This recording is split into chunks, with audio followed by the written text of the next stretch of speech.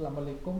आज हम डिस्कस करेंगे कि जो लीनियर प्रोग्रामिंग प्रॉब्लम है उसको आप एक्सेल सॉल्वर, जो कि एक एडिंस है, एक फीचर है एक्सेल में अवेलेबल है, उसकी मदद से आप किस तरह से कर सकते हैं।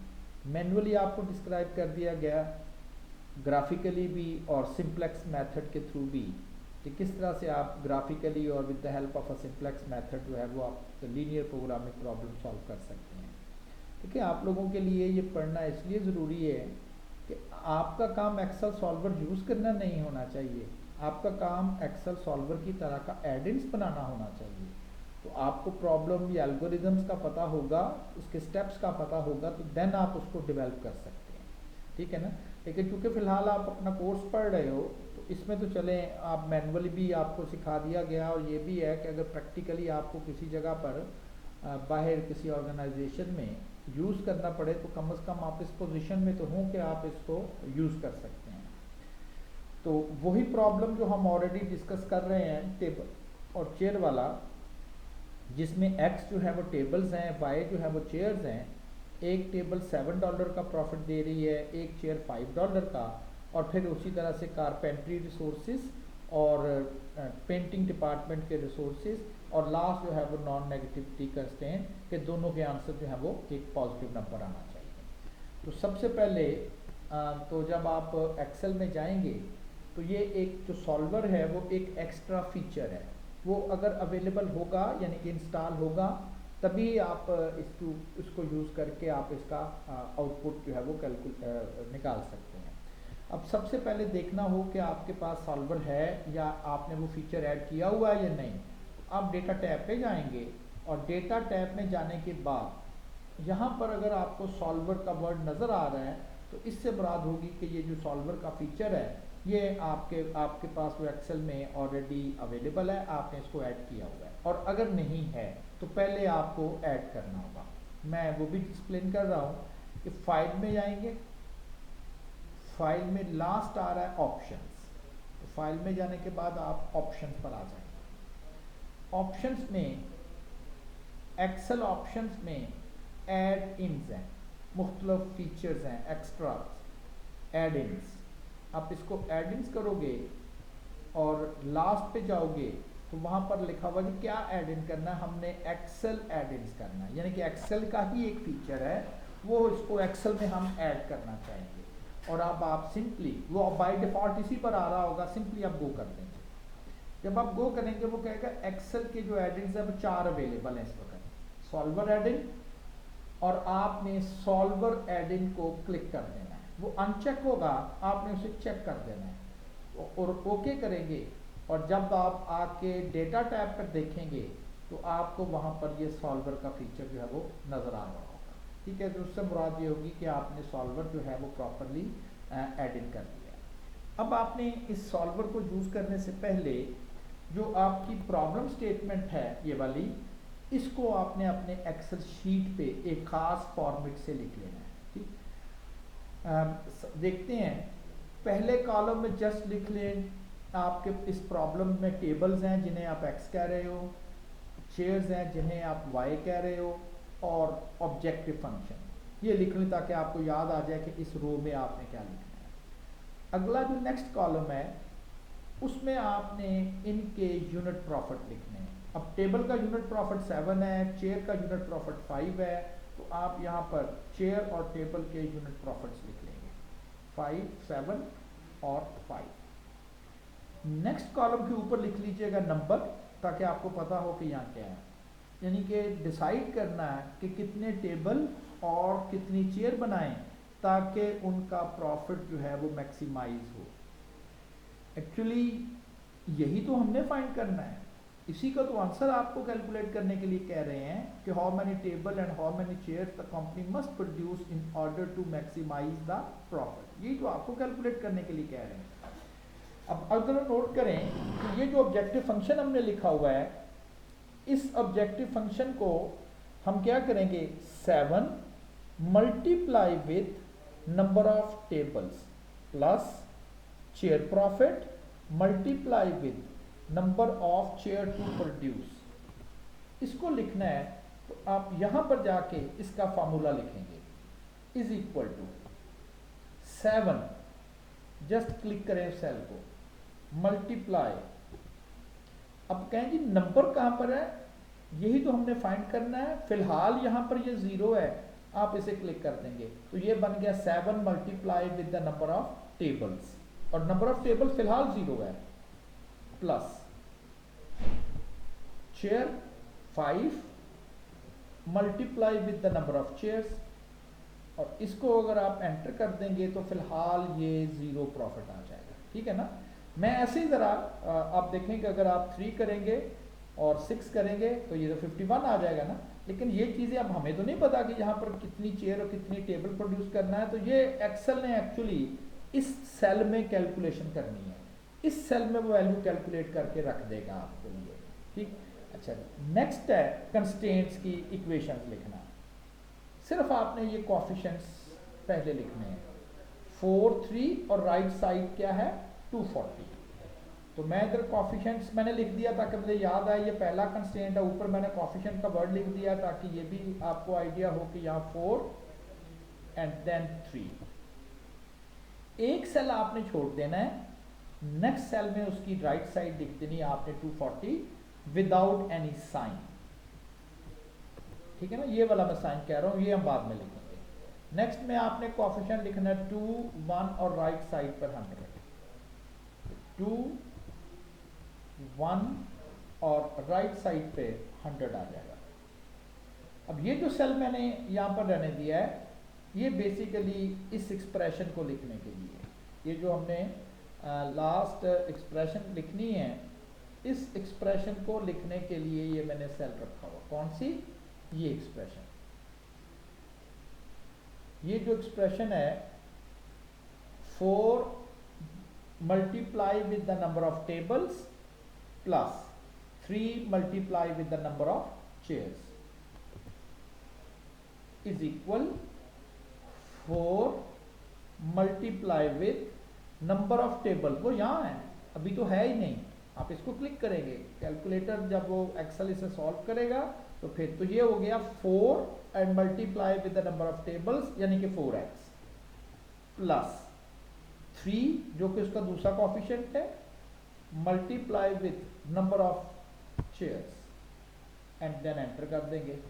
फिलहाल चूंकि नंबर ऑफ टेबल भी 0 है, नंबर ऑफ चेयर भी 0 है, तो रिसोर्सेज कोई यूज नहीं कर रहा। अब इसी तरह से नेक्स्ट सेल में, नेक्स्ट सेल की एंट्री क्या थी 2 एंड 1, x और y, 2 ये लिखा हुआ है, multiply with the number of tables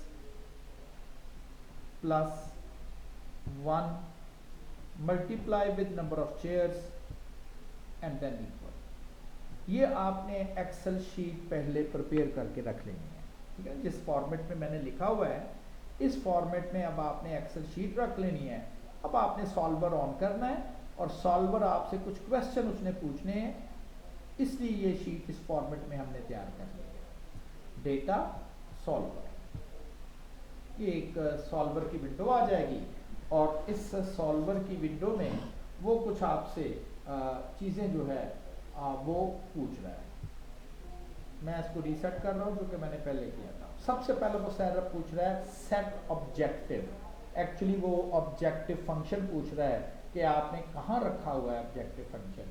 तो याद रखें ये मैंने ऑब्जेक्टिव फंक्शन है, याद है ना कि हमने मल्टीप्लाई किया था 7 multiply by number of tables plus chair multiply by number of tables.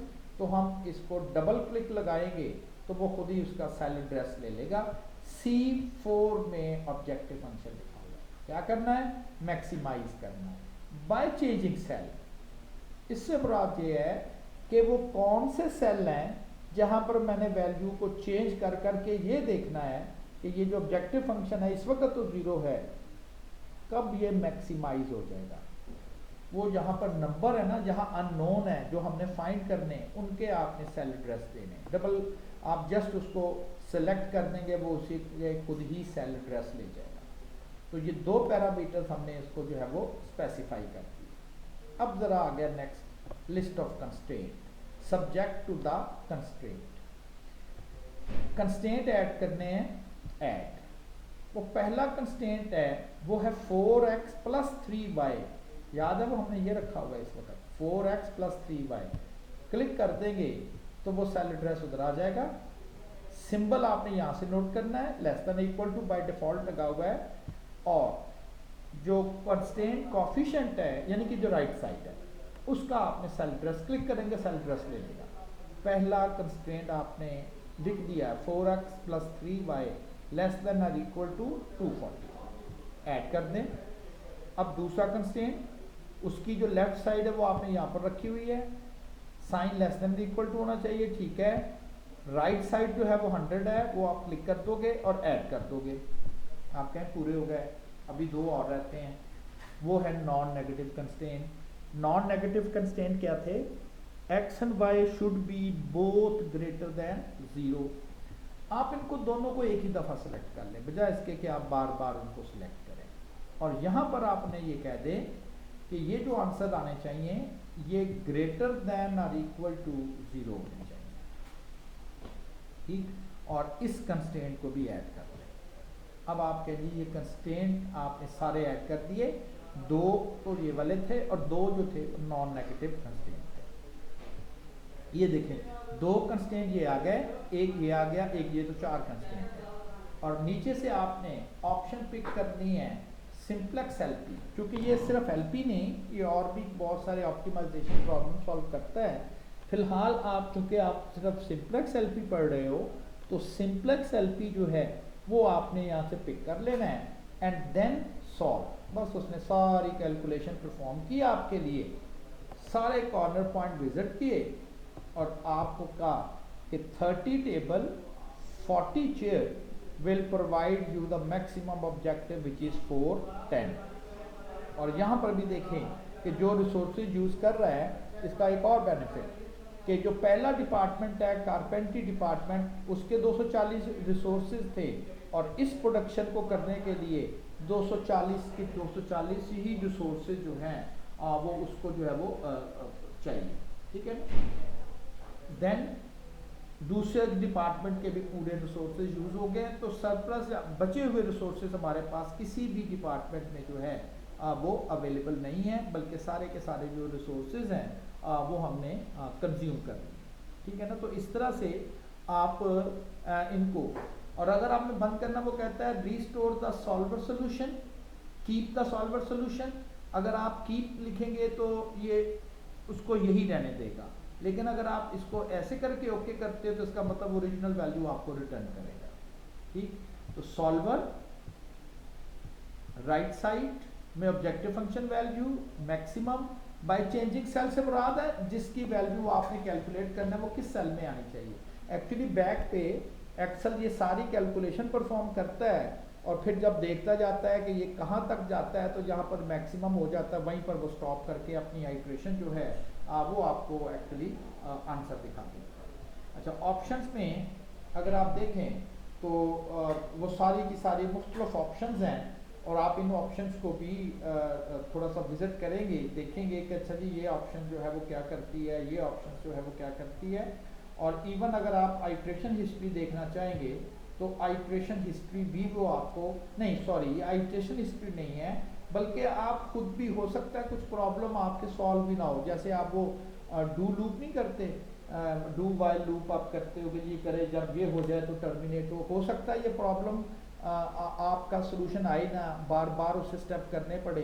तो फिर यहाँ पर आप कह सकते हो कि 4 आइट्रेशन तक करो, अगर सोल्यूशन मिलता है तो ठीक है, वरना वो अपने प्रॉब्लम्स को ये ना हो कि वो इन्फिनिट लूप में चला जाए और देन आपका स्टक कर दे सिस्टम। तो आप यहाँ पर भी जो है वो कर सकते हैं, ठीक है ना, उसके आइट्रेशन फिक्स कर सकते हो कि 4 आइट्रेशन तक तुम्हें आंसर ना मिले तो तुमने ये कर देना। लेकिन हमें पता है कि अगर आपने सिंप्लेक्स मेथड पढ़ा हुआ है तो 2 आइट्रेशन के बाद ही रिजल्ट आ गया था हमारे पास।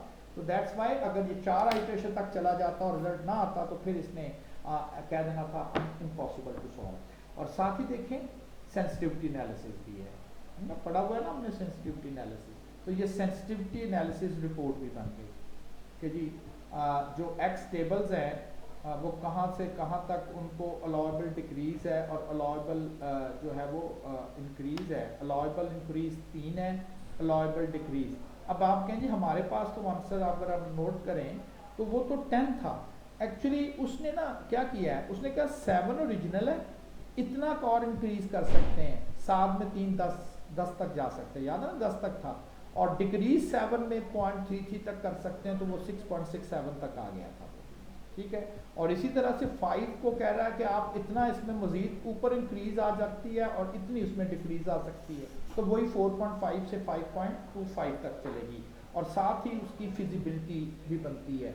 240 में 60 ऐड करें 300, और 240 में से 40 माइनस करें 200, याद है ना रेंज ऑफ फिजिबिलिटी भी हमने था, तो यहाँ पर रेंज ऑफ ऑप्टिमैलिटी आ जाती है और यहाँ से रेंज ऑफ फिजिबिलिटी आ जाती है। याद रखें आपका जो प्रॉब्लम है, आपका जो एग्ज़ाम है, उसमें ये मैनुअल के तौर पर आपसे पूछा जाएगा, वो आप छोड़ देंगे जी हम इधर से कर लेंगे, मैं वो ट्रिकी ऐसा करूँगा कि आपको मैनुअल ही करना प्रॉब्लम होगा, मैनुअल ही आपको करना पड़ेगा, तो आप इस पे ऊपर तैयारी ना करेंगे हम सॉल्वर से, ये बिल्कुल आपके प्रैक्टिकल लाइफ में आपको प्ले करेगा, रोल प्ले करेगा। देखिए वो काफ़ी एफर्ट के बाद आपने ये कैलकुलेशंस की थी, और अब आप सिंपली डायरेक्टली ये सारी की सारी ऑप्शन जो है वो आप कैलकुलेट कर सकते हो। तो सेंसिटिविटी रिपोर्ट जो है वो मैंने यहाँ पर जो है वो जनरेट की थी। ठीक है, तो इस तरह से अब आप अपने मैक्सिमम या मिनिमम प्रॉब्लम्स जो हैं, जो कि वहाँ पर हमने जो मैनुअली किए थे सारा कुछ, अगर आप टेक्निकली देखें, just it is a game of 5 minute, वो जो दो वीक मैंने आपसे 3-4 बल्कि एक माह ही हो चुका है, सारी चीज़ की अगर आप प्रॉपरली कंस्ट्रेंट बना लेते हो, अपना ऑब्जेक्टिव डिफाइन कर लेते हो, प्रैक्टिकली अगर आपको ये अब सोल्यूशन की जानिब जाना पड़े तो जस्ट 5 मिनट लगेंगे, सिर्फ कोएफिशिएंट ही लिखना आपका जो है वो कंसर्न होगा। और जो प्रैक्टिकल लाइफ होती है या प्रैक्टिकल सिचुएशन होती है, उसमें 2 तो नहीं, उसमें हो सकता है 10-10, 12-12, 20-20 कंस्ट्रेंट्स लगे हुए हो, 5-5, 6-6 वेरिएबल्स हो, तो इसका तो हमें कंसर्न ही नहीं है। हमें तो सिर्फ एक शीट तैयार करनी है, बता देना यहाँ ऑब्जेक्टिव है, यहाँ कंस्ट्रेंट कोएफिशिएंट है, यहाँ राइट साइड है, एंड देन सॉल्व कर देंगे। ठीक है, होप सो कि आप इस चीज़ को जो है वो समझ गए होंगे, एंड देन किस तरह से आप एक्सेल सॉल्वर के थ्रू जो है वो मैक्सिमाइजेशन और मिनिमाइजेशन प्रॉब्लम जो लीनियर प्रोग्रामिंग के हैं वो आप परफॉर्म कर सकते हैं। ठीक है जी, अल्लाह हाफिज़।